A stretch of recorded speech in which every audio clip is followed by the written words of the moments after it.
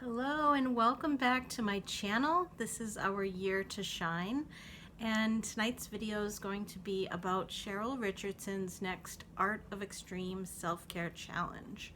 And as soon as I turned to this one, it's called You're So Sensitive. I remembered that I mentioned this in a video last year, so I looked back at the playlist, Our Simple Abundance Year, that we did last year with Sarah Bon Bronick's book. And yes, on May 29th, Sarah was talking about being sensitive and some things about it. So I had pulled out this book and done a quick scan of this particular self-care challenge. But I haven't devoted a full video to it, so I am going to do that. And I started to watch the other video from last year, and Annabelle's saying hello. Hello. But there were a lot of other topics, and I didn't watch the whole thing. So I'm just going to basically tell you about this one like you've never heard of it. And I'm sure there's new viewers now that maybe never saw that video to begin with. So what does it mean to be sensitive? And do you think you're sensitive? Like, do you think that your feelings are hurt easily? Do you think that you might vacillate a lot over decisions, or maybe the fear of hurting someone else's feelings because you know how you might feel in that situation? Or do you notice that when you're around a lot of people that it might mess with your feelings or your energy or your confidence? Or what about if you watch horror movies or something like that? Does it really mess with you? Or violence or something like that? So you might be able to tell if you're sensitive. You might have had people say you're sensitive. And I hope that it's something that you can come to understand is just the way some people are. I think for a long time I took it to be sort of a negative because I've always been sensitive. I feel things very strongly, and I saw like a meme or a cartoon sort of thing recently about how like someone that's carrying around a lot of hurts or a lot of worries or trauma, things like that, and then something like really small might happen and then they totally lose it or overreact, and people around them are going like, wow, you're really overreacting, or you're so sensitive about this thing. But it might be like the straw that breaks the camel's back, like if you're really a sensitive person. So I think you'll know if you're sensitive or not by this time in your life, probably. So let's see what Cheryl says about it. So she shares to us about how, at the beginning here, about how she was considered to be a sensitive person growing up. And she mentions a book that I also mentioned, I think, in this same video last year, about being a highly sensitive person. And that's a small percentage of the population, actually. And I don't know, it's maybe 10% at most. And I know I'm an INFP on the Myers-Briggs, and it's like, yeah, most INFPs and INFJs are usually really sensitive. Yeah. So she's talking about this book. It's by Elaine Aron. And as an adult, Cheryl says, I figured out what was going on. It was one of those rare experiences when a book seems to be it puts your whole life in perspective, and you suddenly understand yourself in a brand new way. Have you ever felt that way about a book? I definitely have. She says, for years I used to beat myself up for being sensitive. Like the little girl who felt too much. As a grown woman, I still cried easily, felt bowled over by too much stimulation, the kind that can come from big crowds, bright lights, and loud noises, like I was talking about in being around a lot of people. And she says, I was deeply hurt by criticism and mean-spirited remarks. I hated being sensitive. I loathed it, in fact, until a conversation with Thomas Leonard shifted my perspective. Sorry about all the bugs. I obviously had something open today, and there's flies and gnats and mosquitoes. It was a really nice weekend, so I did have doors open.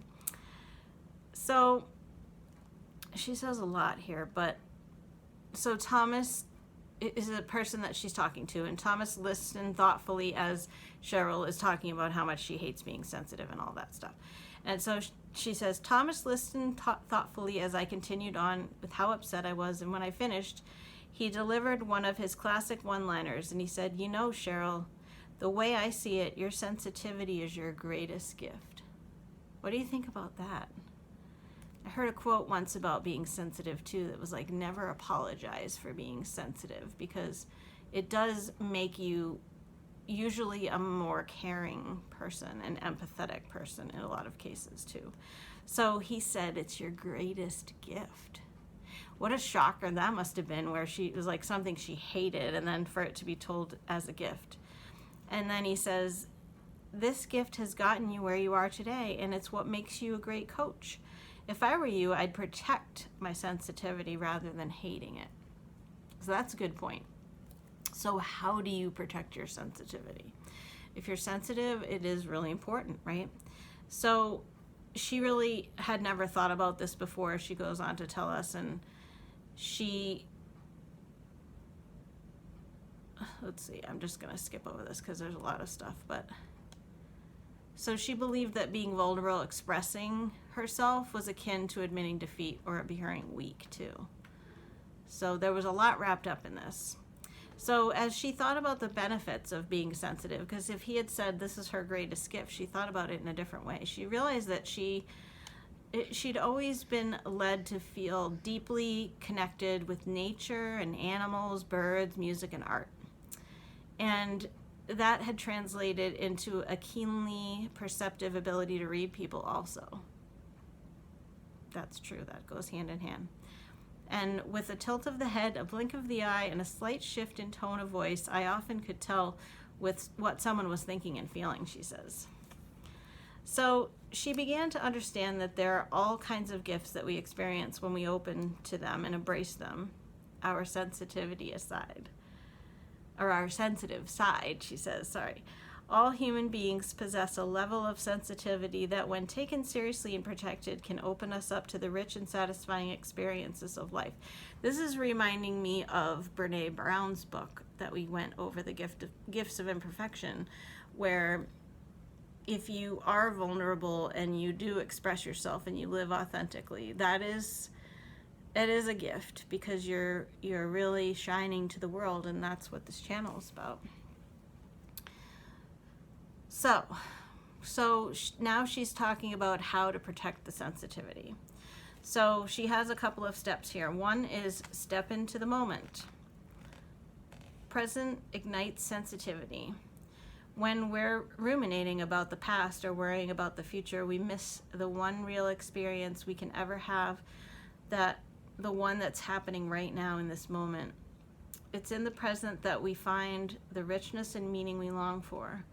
One of the first things we need to do is protect our sensitivity to pull our attention back to the now. This is a place where we feel truly alive. To practice bringing yourself into the present moment, you need to get in the habit of managing your mind. You can do this in simple ways every day. When driving in the car, feel your hands on the wheel, your foot on the gas. Actually feel things in your hand and notice the depths of your breathing, or take note of how you're sitting or standing, tuning into the sensations of your body.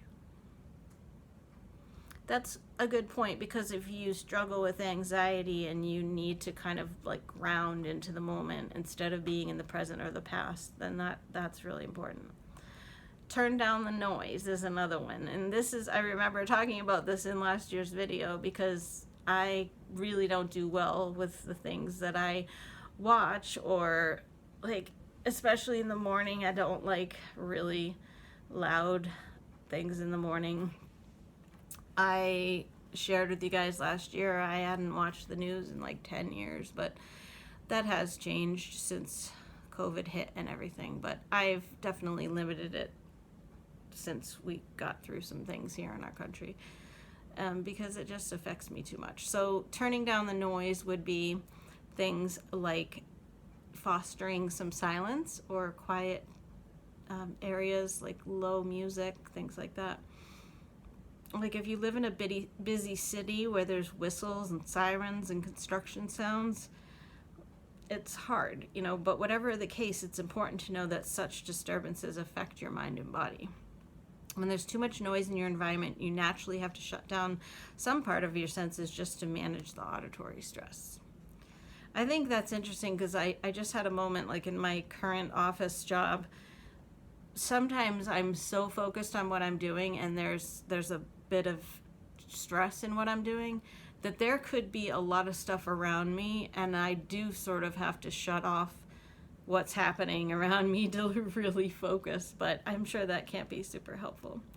So there's benefits to turning down the noise in your life. When you have peace and quiet, you'll feel centered and relaxed. Your body and your nervous system will shift to a healthier, more balanced state that allows the fight or flight system to rest. That's really important, and maybe you're not somebody that leans towards meditation, but maybe you like to just sit out in the sun or look over the mountains or the water, or just go for a walk and hear the quieter sounds of nature. Your body absorbs the process, and it processes every sound whether you realize it or not. So even though like in that situation at work where I might be stressed and I'm sort of like blocking out the noise around me, my body is still reacting to it. And I know for myself, like my body is just, it's just like due to a lot of things, but I do tend to be in that fight or flight state, which is, why I have some physical issues, because I need to do more of that quiet time. Like today, I was out in the yard for just sitting under a tree for like 4 hours, and I listened to an audiobook, and I was journaling, and I was just watching birds and just smelling the air and stuff. And I really should do that more, because she's right. It does actually affect your nervous system for the better. She tells us that she thrives in silence. I don't know that I love silence. I like quieter noises, but if I'm really trying to focus on something, then sometimes I do like silence in that case. So to get the idea of turning down the noise and how it can benefit you, you can start with small steps. Instead of starting the washing machine first thing in the morning, enjoy a quiet house for a while once the kids have left for school. Try arriving to work early before everybody does, so you can see what it's like to work in a more peaceful setting.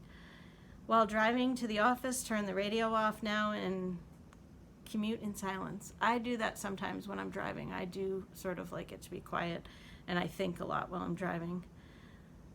Stop falling asleep to the sound of the TV when you go to bed at night. Yeah, that is one of the worst things they say you can do. As you make these changes, there's a good chance that you'll feel a bit of discomfort at first, but stick with it. You'll be relishing the joy of silence in no time. All right, and then this goes hand in hand, stop the violence. So that would be like really monitoring what you're watching on television, especially, and also what you're hearing in terms of like, the news will search out the worst things of all to tell us that happened maybe on the other side of the world. That does it affect us entirely? I mean, should we not be empathetic? Yes, we should have empathy and care, but at the same time, if we can't do anything about it and then we just hear about these tragedies over and over again, it's only going to bring you to that fight or flight mode all the time. So, and again, don't watch the television at night, especially not the news. And, like you don't need to find out that there's a sexual predator living in your neighborhood, things like that, I don't know, anything. I mean, I guess it would be good to maybe know that one, but hopefully you would hear about it from somebody else rather than watching the news. But anything that desensitizes you to some aspect of your life sets you up to tolerate less than what you deserve. If you have repeatedly numbed yourself to handle the news, for instance, this numbing state gets carried over into your life at large and may make it easier to ignore a snide remark from your coworker. So it's probably bad that I'm sort of numbing the noise at work that I mentioned. Yes. But But that makes sense. And we did also in Brene Brown's book talk about numbing in terms of some things that you may be doing just to not face what you really need to be dealing with. Usually that would be like something emotional where maybe the pain is too great, so you're numbing it with a substance or spending money or things like that. So she does talk about how she doesn't watch the news either. As you start paying closer attention to what you expose your eyes and ears to, ask yourself, does this encourage or discourage my sensitivity? Then choose accordingly. Put limits on toxic people. This is about boundaries, which we talked a lot about last year. And it can take a lot of courage to do that if there are toxic people that you're around, and you need to limit that. We all have unhealed places, she says, and there's a good chance that at one time or another, each one of us fits neatly into the category of being a threat to someone else's sensitivity. That's called being a human in the evolutionary process. What she's referring to here, though, are the men and women who refuse to take responsibility for their actions. The one who hurt for sport, make a career out of complaining, or who get off on putting other people down. If there are people like that in your life, you need to protect your sensitivity by setting limits. You'll either need to have an honest conversation about how things need to change, limit the time you spend in their company, or avoid them altogether. Be it in a family, friends, co-workers, a boss, or neighbor, no one has the right to rob you of your sensitivity. That's true. I'm thinking of a family situation that I was in, and I wish I had handled this better, and I wasn't owning my sensitivity, but it was a celebration for one of the kids, and there was a slideshow of pictures from over the years, and those things get to me, and I think about, oh, the kids are growing up, and I'm such a sap, like I really am, and I'm okay with that, but there is a family member in my family that made a comment of like, why are you crying? Like, what? Oh, it's so sad or something. Like, it was super rude.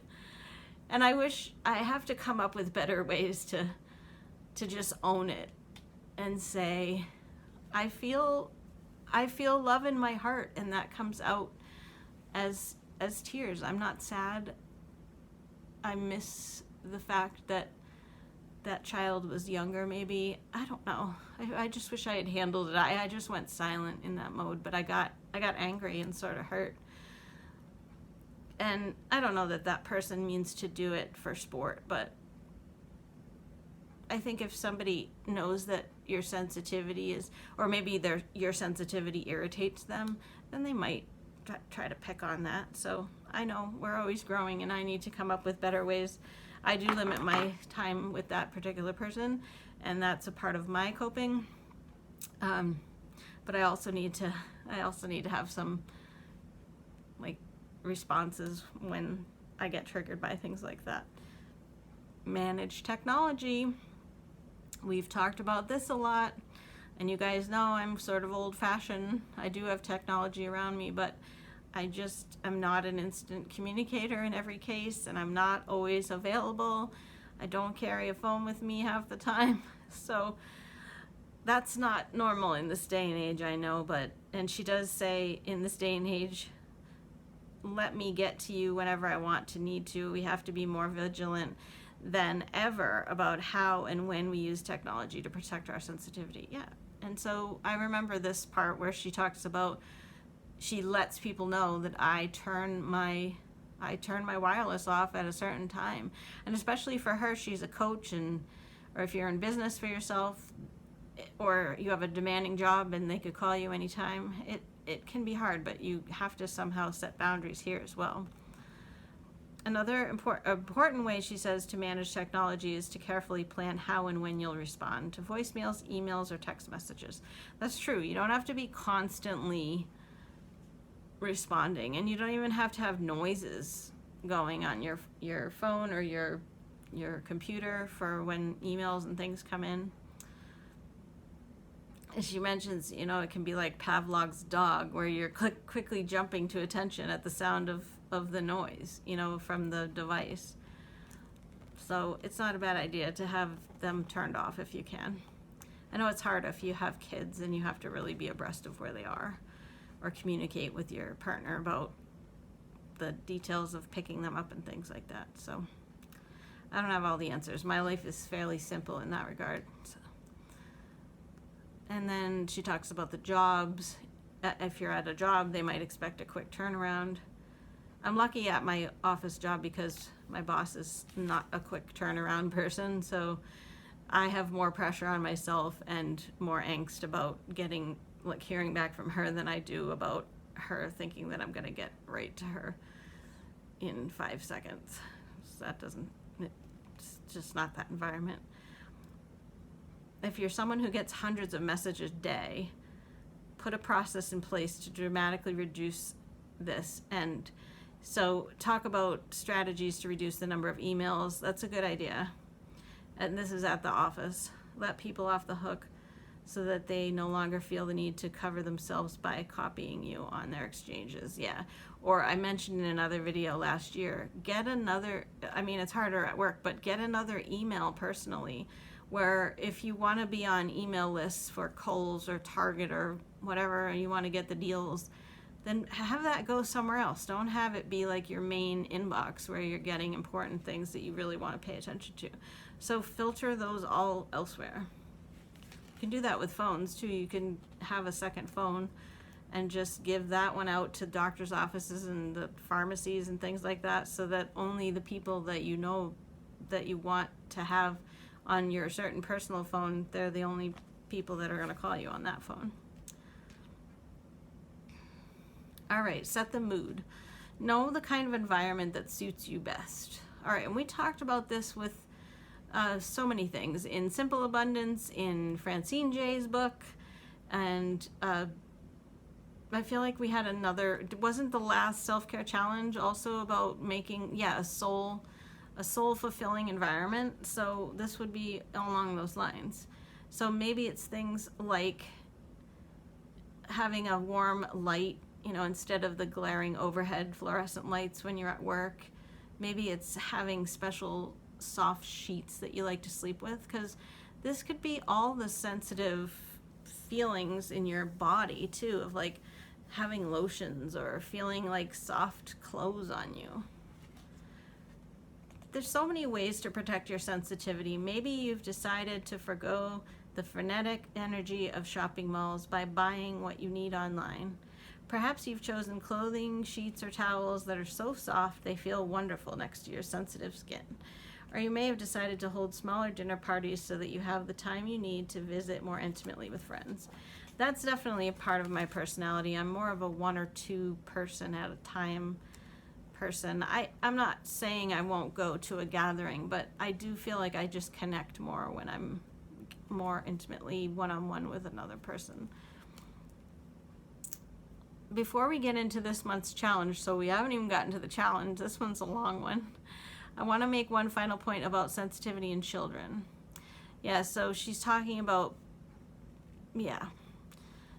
if you are raising a children, remember we talked about in Madly in Love with Me about how we don't foster a lot of things within our girls especially, but you can start with kids and you can talk to them about the sensitivity and it being a gift and it needing to be honored and protected. And she's talking about people choosing their careers and even keeping those things in mind with what they're like. Say they are a really sensitive person. Well, maybe being a stockbroker or having to be like right there, where the stock market is going to be way too stimulating and stressful for somebody like that. Maybe they're just more apt to be living on a farm. So anyway, you could read that part if you want. It's on page 70 in the book. Here's our self-care challenge. We're going to protect our sensitivity this month. This month's challenge is all about protecting your sensitivity. To get started, you'll want to use your notebook or journal to do a little research. first I want you to go back through this chapter and make a list of all the examples you chose to underline. So I read just about the majority of the things that she had in each of those steps. Next, use the following questions to help you identify 5 specific ways that you'll start protecting your sensitivity this month. All right, so take note. These are the 5 things. Number 1, where do you need to turn down the noise in your environment? Number 2, how will you limit the violent and disturbing news that comes into your life on a daily basis? Number 3, who in your life zaps your energy, causes you anxiety, or makes you feel on guard? And how will you protect yourself from this person? That might be a hard one. What changes do you need to make to better manage technology so that you can respond to the needs of others rather than react? That's true, because if you are a reactor, then sometimes you can just read things so quickly and just shoot off something that's not thoughtful. And you might think about it later and think, wow, I could have really drafted something much better than that. And then number 5, taking into account your 5 senses, what kind of surroundings do you need to feel relaxed and present? So maybe you don't want to work in a stressful working environment and you do take a different kind of job. Working is so much of our lives, so maybe you have to make some changes in that respect. Or maybe you have to have your own bedroom because it's you know, your spouse does want to go to bed with the news on, or you know, you might have to make decisions in your personal and professional life. Write down 1 action step for each question and implement it in the next 30 days. So that's the challenge.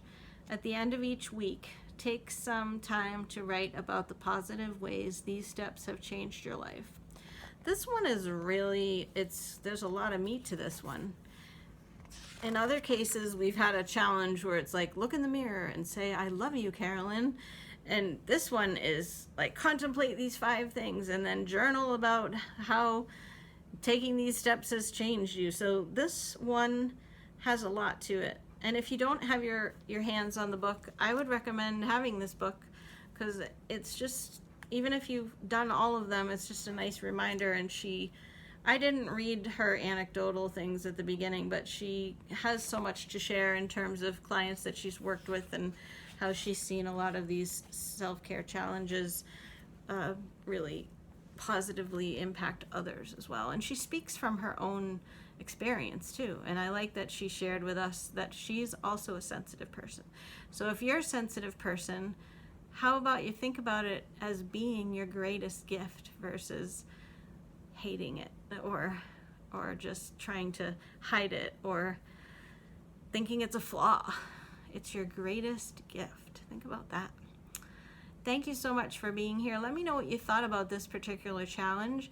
I hope your summer's going great, and I hope you'll say hello. I always love to hear from you guys. Lots of love to you, and I will see you on the next video. Bye-bye.